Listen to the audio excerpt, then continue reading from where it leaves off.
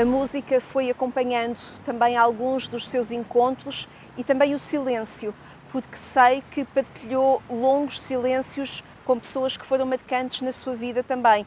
Por exemplo, poetas, músicos, em que o silêncio nos liga às pessoas. E lá está, retrocedemos novamente à expressão japonesa, um tempo, um encontro, mesmo com silêncio. Posso dizer que em relação à poesia, e falo na poesia no sentido que Gorky dava às suas universidades, ou às minhas universidades. Recordo, por exemplo, Afonso Vasconcelos, que eu conheci num café. Quando eu estava a tomar café com um amigo, eu era pouco mais de adolescente, e houve um senhor que ouvi uma voz de um senhor que estava sentado lá a um canto, dirigindo-se ao meu amigo e dizendo: aposto contigo, ou aposto que o teu amigo escreve poesia. Eu escutei aquilo, foi para mim quase um choque. E o que é curioso é que, lá está, o Ichigo Ichie, não deixar passar um momento, um encontro. Aquilo foi um encontro. Foi um verdadeiro encontro com o Afonso Vasconcelos.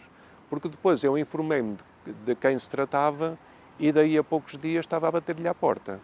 E é curioso que ele, quando me abriu a porta, disse: eu estava à tua espera. E depois eu comecei a frequentar aquela casa, que ele já estava reformado, tinha sido porque ele vivia muito revoltado, tinha sido médico neurologista. E a sua mulher tinha sido professora de matemática, mas devido a um AVC estava muito debilitada. Os seus filhos estavam todos tinham todos a sua vida, tinham todos saído de casa. E eu frequentava essa casa. É curioso, mesmo à entrada, no hall de entrada, havia escrito na parede, abaixo, os trogloditas do segundo. E o segundo era precisamente o andar deles. Até nisto havia uma estranha poesia. Então eu passava noites inteiras, principalmente a ouvir os seus queixumes, porque ele falava, e a mulher ficava muito contente porque ele tinha com quem falar.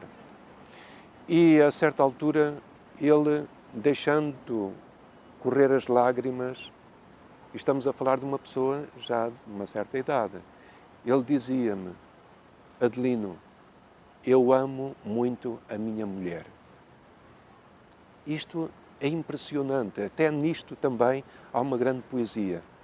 Ele passava as noites, naturalmente quando eu estava, a conversar, quando eu não estava, passava as noites a escrever poemas e depois, muitas vezes, eu saía de lá de madrugada com os poemas dele metidos no bolso. Foi um encontro muito poético que me ajudou a viver a poesia. Não propriamente a escrever, mas a viver a poesia. Guarda esses poemas ainda? Eu penso que alguns poemas estarão ainda nos meus baús lá na aldeia. Penso, não tenho a certeza. Depois, em relação à música, por exemplo, eu, quando estava na Alemanha, conheci o David Adam, que era irlandês, que era um grande melómano, a quem a mãe tinha dito, quando era pequeno: tu continua com esse gosto pela música, porque nunca te sentirás só. E ele era um grande melómano que frequentava regularmente os festivais de Salzburgo e de Bayreuth. Uma vez fomos juntos a Salzburgo e conseguimos os dois sorrateiramente entrar para a sala de espetáculos, quando ainda não estava aberta, porque estavam no ensaio, que era a Orquestra Filarmónica de Berlim, que ia ser dirigida esse ano por Lorin Maazel, para minha grande satisfação, porque eu nunca simpatizei com o Karajan. e isto não se pode dizer. Mas nunca simpatizei muito com o Karajan, apesar de ser um maestro extraordinário, isso sem dúvida. Mas com o David realmente passávamos muitas horas em silêncio, tendo como companheira a música. Íamos muitas vezes juntos a concertos e quando estávamos lá no gabinete dele, em sua casa, escutávamos a música, a mulher dele, Irena, trazia chá, colocava ali o chá em silêncio e nós continuávamos em silêncio a escutar música. Era com o David que ensaiava também o seu violino. Sim, mas ele era muito melhor ao piano do que eu ao violino. E depois de 2 ou 3 tentativas desistimos porque eu sentia que eu era horroroso. Quando é que surge o violino na sua vida? Tardiamente. O violino surgiu na minha vida por volta quando eu tinha 21 ou 22 anos. Portanto, foi simplesmente um hobby que eu gosto muito do violino, mas neste momento posso dizer que o violino está no telhado. Houve outros encontros também, acompanhados quer por música, quer por poesia, e a música também acompanhou a pintura, o ato de pintar. Não só o ato do padre Adelino Ascenso ao pintar, antes de ser sacerdote, mas também nos encontros, concretamente com Artur Boal. Artur Boal, eu conheci-o quando eu era o diretor artístico de uma galeria de arte em Leiria e organizei uma exposição coletiva com Artur Boal, Cruzeiro Seixas, Raul Pérez, Mário Cesarini, Relógio. Francisco Relógio. Exatamente. Vários pintores da atualidade nessa altura, nesse tempo. E o Artur Boal foi um pintor que desde o princípio quis colaborar de forma muito intensa. Ele era um homem muito intenso e que valorizava ao máximo a amizade. E estabeleceu-se realmente uma relação muito próxima entre nós.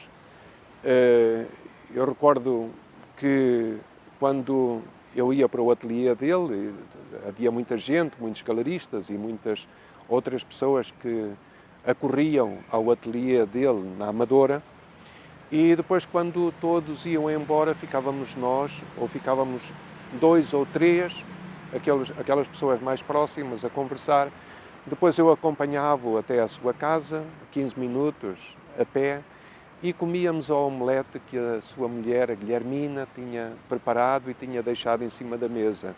E nós íamos falando sobre a vida, sobre o mundo, em surdina, para não acordar a mulher que estava a dormir no quarto ao lado. E depois eu ia para o ateliê e ficava no ateliê. Nós éramos tão amigos que eu tinha a chave do ateliê dele. Portanto, ele confiava-me a chave do ateliê. E ele dizia muitas vezes: andamos muito distraídos e qualquer dia a Terra vinga-se, o planeta vinga-se. E entrávamos assim nessa conversa uma conversa que roçava sempre o transcendente. O Artur Boal era um homem de grande espiritualidade. Eu uma vez disse-lhe que gostaria de escrever algo sobre a espiritualidade ou a religiosidade em Artur Boal. Ele ficou radiante, porque ele dizia: muita gente escreve sobre mim, mas nunca ninguém escreveu sobre a minha religiosidade, ou a minha espiritualidade, ou a espiritualidade em mim. E era um homem realmente muito espiritual, um homem, um esfomeado de transcendência. Também ele era um esfomeado de transcendência. E era um buscador também. De um buscador. Teve a ocasião já de escrever esse texto? Perdão? Teve a ocasião já de escrever esse texto? Sim, escrevi esse texto. É curioso, escrevi esse texto quando estava na Gregoriana, em Roma, e escrevi esse texto como trabalho para uma das cadeiras que eu tinha no curso. E e depois publiquei em Portugal. Mostrou-lhe? Em português. Não, ele já tinha falecido. Já tinha falecido? Já tinha falecido, em 99? Sim. Exato, ele faleceu em 99, sim. Artur Boal dava-lhe mundo, abria-lhe horizontes, o Padre Adelino como um buscador de infinito, de horizonte. Havia esta convergência com Artur Boal? Sim, havia uma grande convergência, principalmente na fome insaciável do transcendente e no significado que está para além da própria pintura. Eu recordo-me de uma vez que, uma dessas noites que eu pernoitei no ateliê dele, eu não conseguia dormir e à meia da noite levantei-me. E eu comecei a olhar para as telas que estavam por terminar e deparei com um Cristo que fitava a pessoa que o fitava. E ali fiquei eu a olhar para aquele Cristo e isso ajudou-me a entender muito mais o que ia no coração do Artur Boal. Lá está, a sua religiosidade, a sua sede de transcendência, a sua vontade insaciável de roçar o transcendente. A arte leva-nos até à soleira. E depois, a partir da soleira, nós damos o passo ou não damos. E ele sentia isso. Diria que o Artur Boal estava sempre na soleira. Talvez nós, por vezes, estando na soleira, tenhamos medo do passo seguinte, porque é o desconhecido. Eu penso que isso acontecia com o Artur Boal. E esse olhar de Cristo fitava-o a si também, pessoalmente, não apenas para perceber Artur Boal, mas para se entender a si próprio? Também me ajudava a interpelar-me a mim próprio, porque já nessa altura eu já tinha vindo da Ásia, já tinha pensado na hipótese aliás, já tinha praticamente decidido, só que ainda não tinha dito a ninguém, mas já tinha praticamente decidido que iria para o seminário em ordem a ser padre. E isso, houve ali um diálogo. Nessa noite, houve ali um diálogo com aquele Cristo, que era um Cristo no estilo dos Cristos do Artur Boal, disforme, sofredor, mas muito sereno. Era precisamente esse tipo de Cristo. Era assim que se sentia o Padre Adelino também? Uma vez disseram-me na Alemanha, eu não sei se a pessoa tem razão ou não, porque é muito difícil nós analisarmos a nós próprios, mas essa pessoa dizia: tu pareces muito sereno, mas eu imagino que no teu interior haja vulcões. Eu não respondi. E agora também não sei responder. Mas o que é facto é que nós, por muito serenos que possamos ser, há vulcões no nosso interior. E é necessário que haja esses vulcões no nosso interior, porque é isso que nos estimula a caminhar. É como uma caminhada pelo deserto. Nós temos um ponto de referência, caminhamos em direção a esse ponto, mas conforme nos vamos aproximando, esse ponto já não interessa. Já vemos um outro ponto mais longínquo e continuamos a caminhar. A nossa vida cotidiana é isso. O Artur Boal falava num mundo faminto de amor. O Padre Adelino também concorda? Eu concordo, sim. Se bem que a palavra amor esteja demasiado gasta. Eu tenho pena porque está muito gasta e talvez tenha sido muito excessivamente utilizada e nem sempre da melhor forma. Mas nós vivemos num mundo faminto de afetividade, de encontro, de um olhar compassivo. Vivemos nesse mundo faminto e sedento. Vamos falar de uma outra pessoa que marcou a sua vida, que o conheceu e reconheceu, se calhar antes ainda do Padre Adelino ter palavras para exprimir ou para verbalizar aquilo que sentia, que é Dom Serafim, Bispo Emérito de Leiria Fátima. Quer-nos falar desse encontro que teve, também porque foi fundamental para ir percebendo e encaixando na instituição Igreja. Sim. É curioso que eu, como me dedicava à pintura, além de ter essa função nessa galeria de arte, também fazia exposições e fiz uma exposição em Leiria. E eu estava a tomar café, parece que estou sempre a tomar café, mas estava a tomar café com um jornalista. Não, estava a tomar café com um amigo e veio um jornalista dizer-me: olha, está ali um padre que está a ver a exposição e quer falar com o autor dos quadros. Eu fui lá ver quem era o padre, não o conhecia de lado nenhum. E ele apresentou-se, era bispo adjutor de Leiria Fátima, que era o Dom Serafim. A partir daí houve uma empatia. É curioso, houve aí imediatamente uma empatia.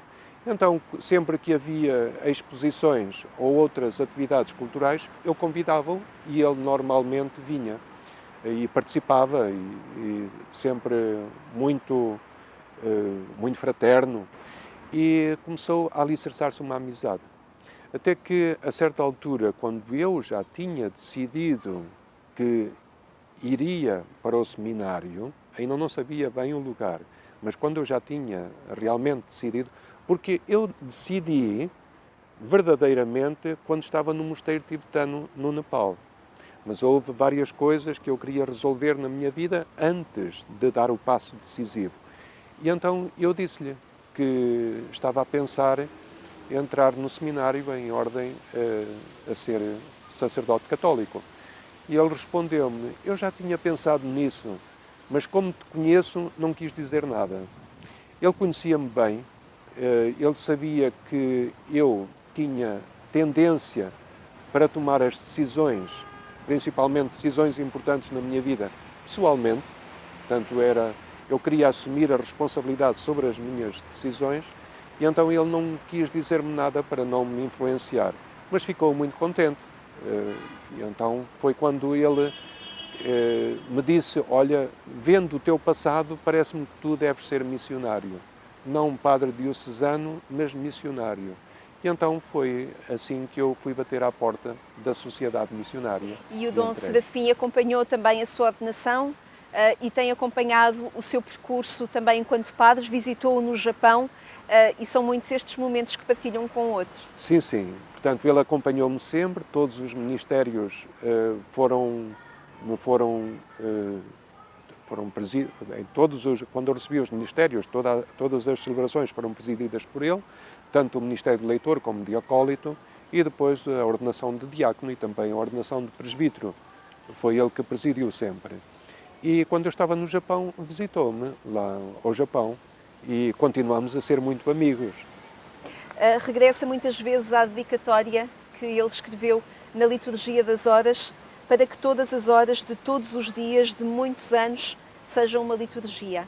Sim, é uma das dedicatórias mais belas, na minha opinião, é uma das dedicatórias mais belas que eu alguma vez vi.